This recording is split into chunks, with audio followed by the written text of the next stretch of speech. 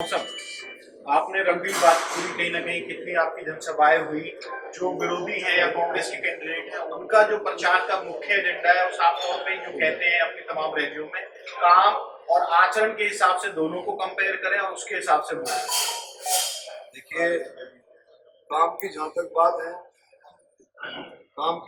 बात है कि काम 2019 से लेकर के बल्कि 14 से 24 तक कामों की कोई कमी नहीं। ऐसे ऐसे काम भी भारतीय जनता पार्टी के हम लोगों ने किए हैं जो ये छोड़ करके भाग गए।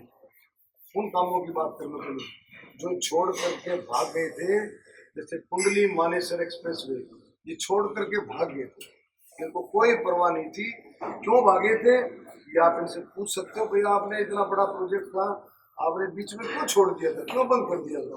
लोगों ने खूब इनको कहा, जमीनें अधिग्रहण कर ली थी, काम शुरू हो गया था, छोड़ करके भागे थे। इसी तरह से रोहतक महम हासी लाइन ये छोड़ करके भाग गए थे। छोड़ के भागने का मतलब कि ना इन्होंने जमीन अधिग्रहण करी, ना इन्होंने कोई फाइनेंशियल बजट का प्रोविजन किया, ना कोई डिपेंड। किसी भी प्रोजेक्ट के लिए आपको जमीन तो चाहिए ना।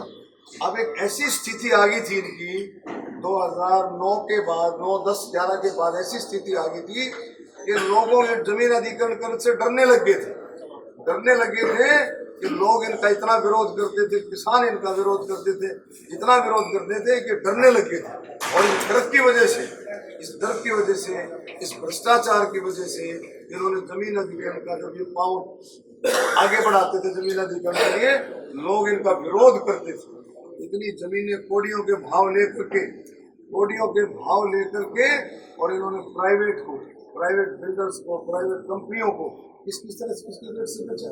एक और बात है, लोग कहते हैं, हम गाँवों में जाते